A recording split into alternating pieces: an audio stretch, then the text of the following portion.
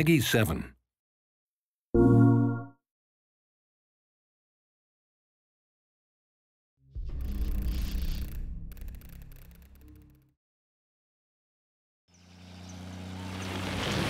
So to open the movie, I wanted a very non-typical Wipeout shot with a vehicle pass by which was almost abstract. So if you're a long-time fan of the series and think back to the original backstory for Wipeout, it's also a metaphor for a particular moment in the life of Pierre Belmondo, the creator of anti-gravity technology. Wipeout 2048 is all about going back to where it began, so we thought it'd be really cool to include some visual references like this one that are metaphors to emphasise that point.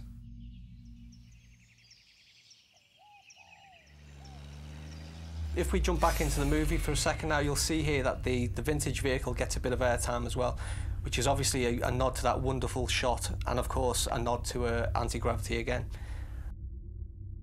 One of the main points of the intro is primarily to show you how the sport of automobile racing has evolved in the world that Wipeout takes place in, to where we begin in 2048. But also to help ground it a little in reality, especially through our choice of vehicles in the early stages of the intro like this one.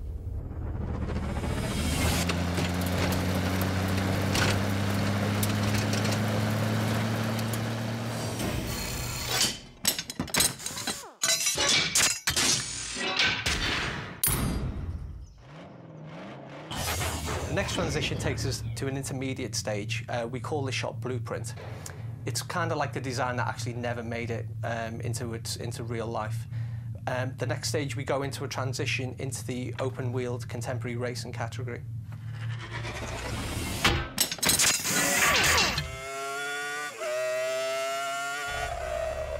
Again, these are really cool annotated visual transitions, are just another way to show you how the sport of motor racing evolved over the years, eventually settling on Formula One style racing, which is right where we are now in 2012.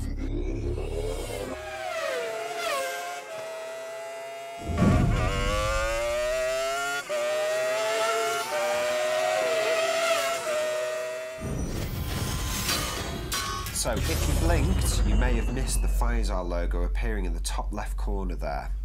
If you know your Wipeout history, then you'll know that Pfizer is one of the longest running teams in the sport. So here we wanted to have a little fun by fast forwarding to the year 2025 with the advent of what we're calling ball racing. So it's almost like ball wheel racing. It's the intermediate step between anti-gravity being fully commercialised. You know, it had started, but it hadn't really made it into a commercial entity.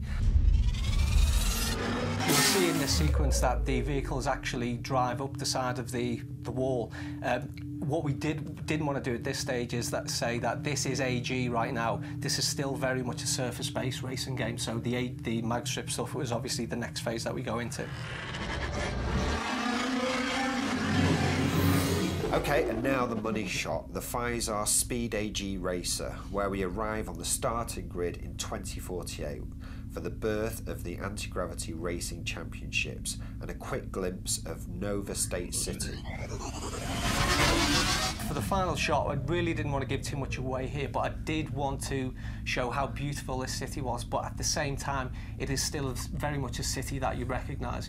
You know, we've got this beautiful vehicle speeding up the mag strip in the centre of it, which suggests the future, but the buildings on either side are very much contemporary sort of style, but the higher up we go, we see that the technology is changing in construction, and we also see the fact that we've got a lot more airborne vehicles in there, again, giving a bigger indicator of the year that we're actually in right now. So really what we want you to take from this intro is that although Wipeout is about the racing, and that's what we're focusing on, there's so much more at play here behind the scenes. Absolutely, you know, I think the world it takes place in is vast, and you know, we all feel it has such a richly detailed history, and we feel really that we're only just scratching the surface by going back to where it all began, particularly with Wipeout 2048. And with that in mind, watch this space, you know, maybe there's possibilities in the future for where we could explore further.